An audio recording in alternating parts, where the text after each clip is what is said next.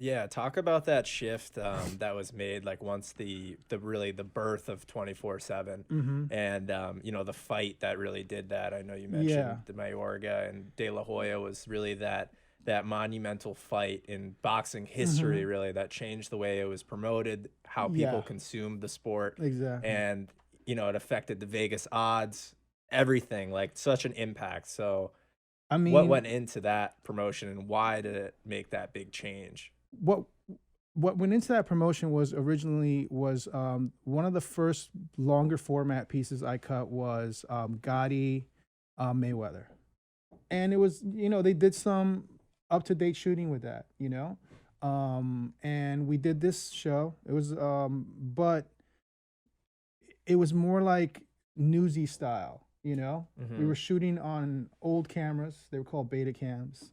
Okay. Mind you, if you looked at content that was coming out of the boxing world and content that was coming out of the Olympics, there was an extremely vast difference. You're talking about something that you In the could, quality of and the cameras and quality yeah. of everything. You're talking about Olympic was cinema. They knew how to take a story and inflame it and make it epic and grandiose on a figure skater, on a runner. And I was doing that work too. So I was more accustomed to, this is what I love to do in the sense of artistry. This is what I love to do because of the subject matter. Mm-hmm. So that was happening, and there was a young producer named Jason Hare, who, we were having these discussions anyway, and we were like, man, because he came from the Olympic world as well, and NBC was, network television, and it demanded a quality, for Yeah. its broadcast. Right. I remember, when I was hired to do my first Olympics, Dig Ebersol, who ran NBC Sports, having a conversation. I was like kind of nervous. And I was like, I wanted to show people the work, and he's like, we don't need to see it. You were hired for a reason. If it airs and you fuck up, then that's it. You're gone. You know what I mean? That's what you were hired because you're HBO.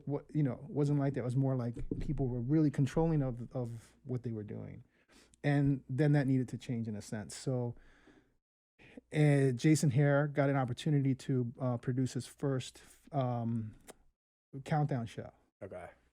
and it was De La Hoya Mayorga. And before anybody knew anything about this fight, everybody was like, "This is a shit fight." Who can I curse on this thing? Yeah. We're like, who gives a fuck about De La Hoya Mayorga? Yeah. The Golden Boy's going out for another paycheck. You know what I mean? And at this point, yeah, Oscar was not the guy he was in the sense of like, yo, Oscar, we know what you're doing. Yeah. You're doing You're just money. coming off the loss to Doing, be yeah, Hop. exactly. Yeah. You're doing money grabs now, bro. Mm-hmm. And yeah, that loss was devastating. You know what I mean? Yeah, Like, that was a and devastating. everybody was like, you. It's like it wasn't a real loss, dude, because I'm looking for the word. You took a dive. I don't know about that. That shot Yeah, to the body people, was. that was the narrative of the time. He took a dive. He took a No, dive I know because it's that crazy. shot was amazing. Oh But my it God. was every angle the camera showed, it didn't look amazing. Yeah. You had to look for the real angle in the slow mo to be like, no. Yeah. And then every reporter, every like, It had a little came bit out of like, that no. like phantom punch with Ali and Yeah, Liston. and that People little were moment where he was like, "Wait, what happened to my body?" and his body drops. like, But so Oscar needed to like rebuild himself, yeah. and us behind the scenes knowing Mayorga and how incredibly vibrant he was and the character that he was. And his backstory. His backstory was amazing. He was gangs from Nicaragua. You know what I mean? He was a gang fucking fighter. Nicaragua, fighting in those like serious like backstreet rings. Terrible. Yeah. Like all I know out. he'd been stabbed like Stabbed, numerous times. everything. He was. Didn't give a. They brought back the footage because I didn't go. And there's a shot of him with a machete talking about how he's going to kill Oscar De La Hoya, smoking a cigarette. And it's like, Yeah, what? that This was like dude's his, amazing. that was like his you know? thing. I think he's like on the cover of like Ring magazine. Yeah. And I know he against like Shane Mosley. I remember he in the weigh-in he showed up with a cigarette in his mouth. Dude, and, like, he didn't give a fuck. he was a bad dude. He was a bad dude. And you know what? There was always, he could hit. Mm-hmm. He was tough. He was tough yeah, as nails, yeah. dude. So there was always that possibility. And we get this footage back. And stylistically, we decided to do something that was more cinematic, and to exploit that reality in a sense of, inflaming those qualities in him that made him dangerous. Mm-hmm. Even though by all means, he wasn't. He was no danger to Oscar De La Hoya at any moment, was he? But we exploited that, and HBO pivoted in the sense of how do we tell these stories now? Because we need to sell these fights. Right. We're part. It's a business, you know. And we spent, I think, 2 weeks editing that show from all the footage that was gathered. It was all real time, watching them train, doing all that. And we edited a show which had music in it. It had vibe. It had all these things. I wish I could find this thing we made. I don't, because it's so old.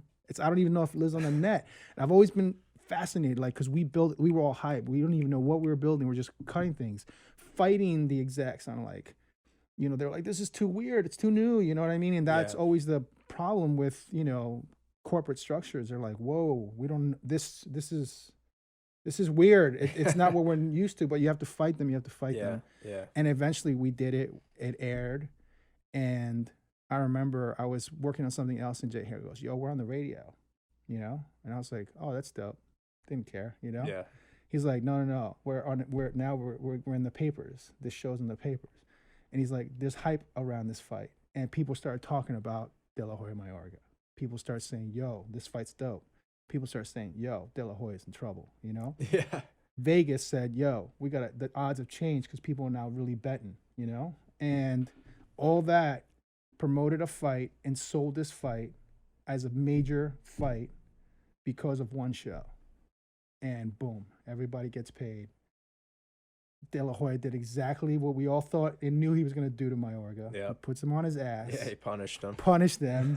Where he was like on the ground, like, credit to Mayorga though. He did, like, he showed so much toughness. Yeah, like, of course. he was getting you know? cracked, and he was showboating. I loved it about him. Like, hit me again, like sticking his chin out, you know? I mean, that guy, he's going out on his shield every time. Every time. And you know what? He did, for the most part, because although he was, you know, he was tough, he just wasn't at that skill level. You know what I mean? And De La Hoya, put him on his ass. He put up a good show. But, you know, what happened then was promoters came to realize how powerful a tool it is to tell stories, not just promote.